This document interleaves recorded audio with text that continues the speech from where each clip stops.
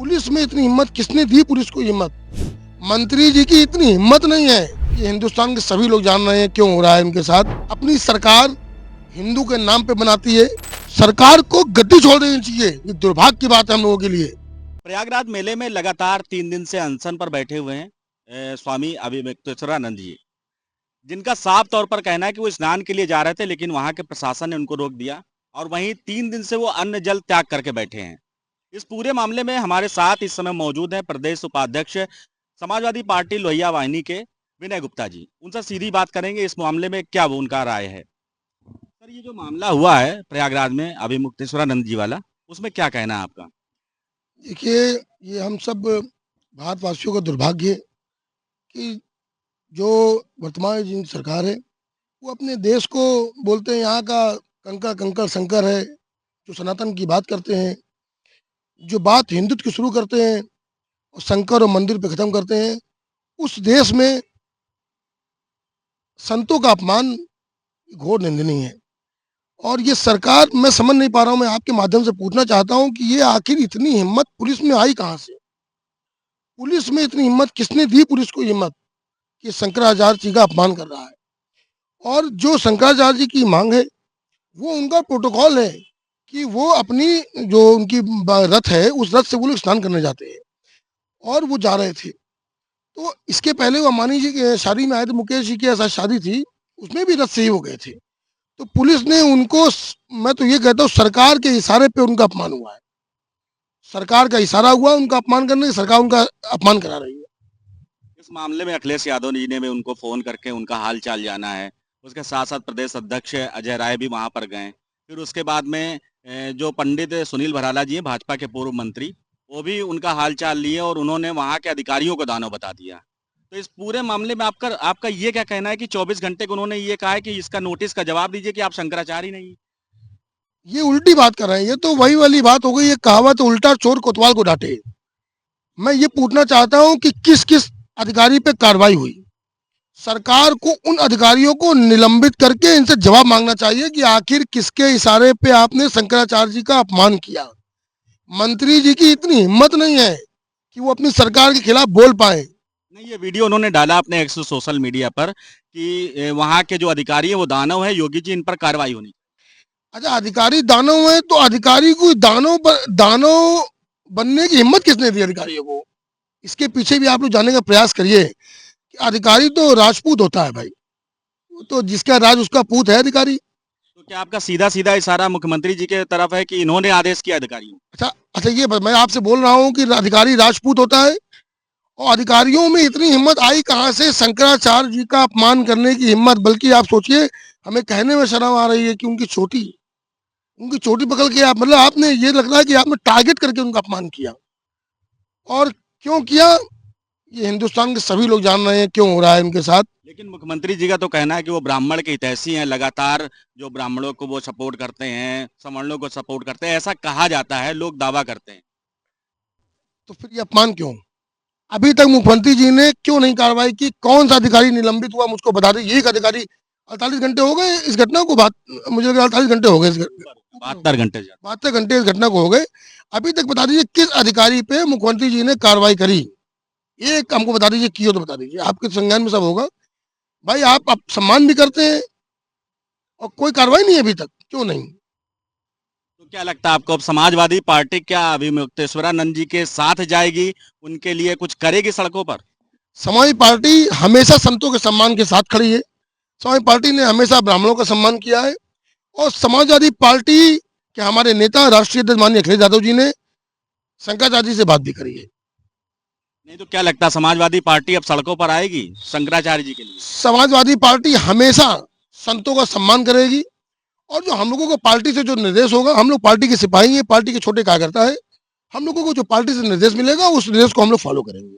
अभी जनेश्वर मिश्र जी का जन्मदिन है, उसको भी मनाने का काम किया गया और लगातार समाजवादी पार्टी क्या नेताजी के आदर्शों पर काम कर रही है? बिल्कुल कर रही है। अच्छा देखिए, नेताजी जनेश्वर मिश्र जी का जन्मदिन हम लोगों ने इतना बड़ा पार्क बना दिया जनेश्वर मिश्र से। आज उत्तर प्रदेश में उस पार्क को लोग देखने आते हैं। उत्तर प्रदेश में वो पार्क उदाहरण बन गया।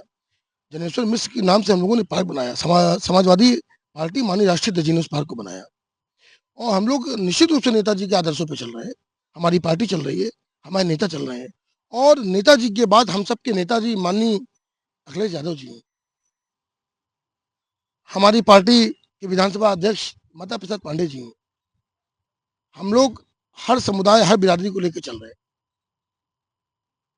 मुलायम सिंह यादव जी का ऐसा कोई उद्देश्य जो आपकी जानकारी में हो कि अखिलेश यादव उस पर काम कर रहे हैं? बिल्कुल, नेताजी में एक बड़ी खासियत थी। नेताजी अपने कार्यकर्ता को दूर से पुकार के नाम के बुला लेते थे, चाहे छोटा हो या जब बड़ा हो, चाहे गरीब आदमी हो, चाहे किसी भी समुदाय का हो, नेताजी उसको बुला लेते थे। वही सेम छवि हम लोग राष्ट्रीय अध्यक्ष जी में देखते हैं। राष्ट्रीय अध्यक्ष जी दूर से कोई कार्यकर्ता खड़ा हो, उसको बुला लेते हैं अपने पास। कोई उनके पास चला जाए, किसी का कोई परिचय ना हो, कोई पार्टी का नेता ना हो, अगर वो पीड़ित है और परेशान है तो राष्ट्रीय अध्यक्ष जी उसकी बुला के मदद करते हैं। ये हमारे नेता का व्यक्तित्व है। अखिलेश यादव जी के साथ या नेताजी के साथ जुड़ा कोई ऐसा भावनात्मक किस्सा हुआ हो जो आपके साथ? हाँ, हुआ। मैं समाजवादी पार्टी लोहिया वाहिनी का अध्यक्ष था शहर में और माननीय मुख्यमंत्री जी के रूप में श्री अखिलेश यादव जी कानपुर आए हुए थे। चूंकि मुख्यमंत्री का प्रोटोकॉल होता है, हेलीपैड के पास बहुत भीड़ नहीं जाती है और हम लोग दूर से खड़े थे और पुलिस हम लोगों को रोक रही थी। तो चूंकि अब नौजवान थे, 2015 की बात थी, नौजवानों में ऊर्जा तो होती ही है, जोश होता है, तो हम लोग को लग रहा था कि अपने नेता के पास चले जाए। तो उतनी देर में राष्ट्रीय अध्यक्ष जी ने हेलीपैड से उतरते ही देखा तो पुलिस हम लोगों को चूंकि धक्का दे रही थी कि आगे ना बढ़े हम लोग। माननीय मुख्यमंत्री जी ने हम लोगों को बुला लिया, बोला उस लाल टोपी वाले को बुलाओ और इसका पेपर में हिंदुस्तान में भी छपा था कि लाल टोपी को देख के माननीय राष्ट्रीय अध्यक्ष जी ने बुलाया। तो ये मुझे नहीं लगता कि ऐसा कोई नेता होगा हिंदुस्तान में जो अपने छोटे छोटे कार्यकर्ता को भी अगर वो लगता है संघर्ष कर रहा है उसको बुला लेता है। ये हमारे नेता का विशाल हृदय है। ऐसे नेता को मैं बारंबार प्रणाम करता हूँ। ये हमारा सौभाग्य है कि हम ऐसी पार्टी से राजनीति कर रहे हैं। आपके विधानसभा क्षेत्र में ऐसा क्या कार्य हुआ है इस सरकार में? आप तो विधानसभा घूमते होंगे, आपको दिख रहा होगा रोडें आज भी सीटीआई तक चले जाइए आप, आज भी वही रोडें टूटी पड़ी हुई हैं। हाँ, एक काम जरूर हुआ इस सरकार में, जो टंकियां लगवा दी विधायक जी ने, और आधी टंकियां आप चुनाव में चेक करिए खराब मिलेंगी। कदम कदम पे टंकियां लगवा दी, जहां आवश्यकता नहीं है वहां भी उन्होंने पानी की टंकी लगवा दी और उसका रिजल्ट ये है कि टंकियां पानी की खराब हो रही। नहीं, जिस पार्क में हम लोग खड़े हैं ये पार्क भी इसी विधानसभा का हिस्सा है, सेंट्रल पार्क से बोला जाता है और ये देखिए कितना बढ़िया सुंदरीकरण किया है यहाँ पे। आपने अच्छा मुझे पार्क से याद दिलाया। आपको शायद आप जानकारी कर लीजिएगा क्योंकि हम जो बोल रहे हैं बिल्कुल सही बोल रहे हैं। सरकार हमारी थी और 2017 16 का लास्ट था। मैं ना माननीय राष्ट्रपति जी से मिलने गया था और उन्होंने मुझसे पूछा बताओ क्या मांगते हो, तो मैंने कहा साहब हमारी विधानसभा में एक पार्क है, वो सेंट्रल पार्क है, मैं चाहता हूँ वो श्रम विभाग का पार्क है, वो जमाने से ऐसे पड़ा हुआ है, मैं चाहता हूँ साहब वो पार्क अच्छा हो जाए। बोले तुम जोड़ेदार चाहते हो, ठीक है मैं कह देता हूँ।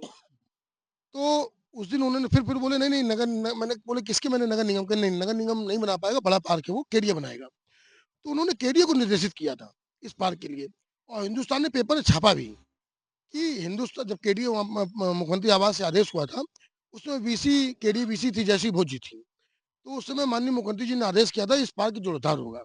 तो हिंदुस्तान पेपर ने छापा और नपाई अधिकारियों के साथ फोटो छपी थी कि इस पार्क का जोरदार होगा। तो हम लोग सौभाग्यशाली लोग हैं कि इस पार्क की पहली नींव की जो फाइल चली थी वो भी माननीय राष्ट्रीय अध्यक्ष अखिलेश यादव जी के माध्यम से ही चली थी। उन्हीं के निर्देश पे मैंने विनती की थी उनसे, तो वो फाइल आगे बढ़ी थी और इसके बाद 3 महीने बाद चुनाव आ गया, तो चूंकि फिर हम लोग उस सरकार में नहीं आ पाए, वही फाइल मूव होने लगी और इस पार्क का ये आप जो खड़े हैं ये पार्क माननीय राष्ट्रीय अध्यक्ष जी की जीर्णोद्धार की देन है। प्रदेश उपाध्यक्ष लोहिया वाहिनी होने के नाते आपका क्या आगे की रणनीति होगी? हमारी रणनीति है कि उन अधिकारियों को सरकार को दंडित करना चाहिए, मैं तो कह रहा बर्खास्त करना चाहिए उनको। मतलब जो सरकार अपनी सरकार हिंदू के नाम पे बनाती है, हम भी हिंदू हैं, हमको भी कल तकलीफ हुई, मैं हिंदू हूँ, मुझे भी तकलीफ हुई कि उनका अपमान हुआ।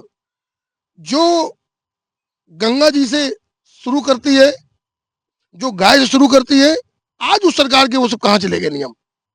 आज वो सरकार क्यों अंधी बनी हुई है? जब आपके देश के शंकराचार्य का अपमान हो रहा है तब आप मूक दर्शक बने क्यों खड़े हैं? मैं तो ये साफ साफ कहता हूं कि योगी आदित्यनाथ जी का कहीं ना कहीं अधिकारियों को निर्देश था कई विधायक भारतीय जनता पार्टी में ब्राह्मण हैं, लेकिन बावजूद इसके पूर्व मंत्री पंडित सुनील भराला का ही बयान आया। अभी तक किसी विधायक का, मुख्यमंत्री का बयान नहीं आया है, ना उच्च कोटि के किसी नेता का बयान आया। क्या कहना है? अच्छा, कैसे बोल देंगे विधायक वहां के?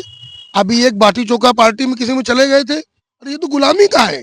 मतलब हम कहीं जा भी नहीं सकते, हम कहीं बैठ भी नहीं सकते। अभी आपने देखा होगा हाल में कई ब्राह्मण विधायक एक साथ खाने पे या कहीं चले गए थे। इस पे बाद उनको जवाब मांग लिया कि अरे ये तो भाई मतलब गुलामी की भी हद है। हम कहीं जा भी नहीं सकते, हम कहीं बैठ भी नहीं सकते, हम किसी से बात भी नहीं कर सकते। तो वो कैसे आवाज उठा सकते हैं? अच्छा बताइए आप। तो क्या आपका अप्रत्यक्ष रूप से यह कहना है कि इस सरकार में ब्राह्मणों की अनदेखी हो रही है? ये ब्राह्मण, शंकराचार्य का अपमान कर रहे हैं ये लोग।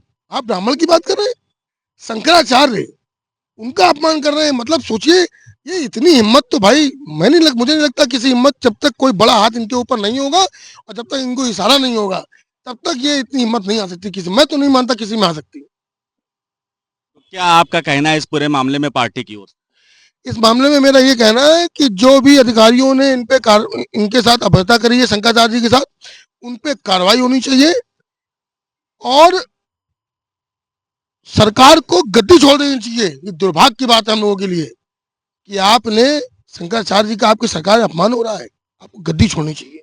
तो फिर आप अप्रत्यक्ष रूप से ये भी कह रहे हैं कि इनको बर्खास्त करना चाहिए, आप अप्रत्यक्ष रूप से ये भी कह रहे हैं कि इनको गद्दी छोड़ देनी चाहिए, तो कार्रवाई कौन करेगा? आप पहले गद्दी छोड़िए और कार्रवाई के साथ। तो ये थे हमारे साथ लोहियावानी समाजवादी पार्टी के प्रदेश उपाध्यक्ष विनय गुप्ता जी, जिनका साफ तौर पर प्रयागराज मामले में जो शंकराचार्य जी के साथ और उनके बटुकों के साथ जो व्यवहार हुआ है उसके बारे में साफ तौर पर कहना था।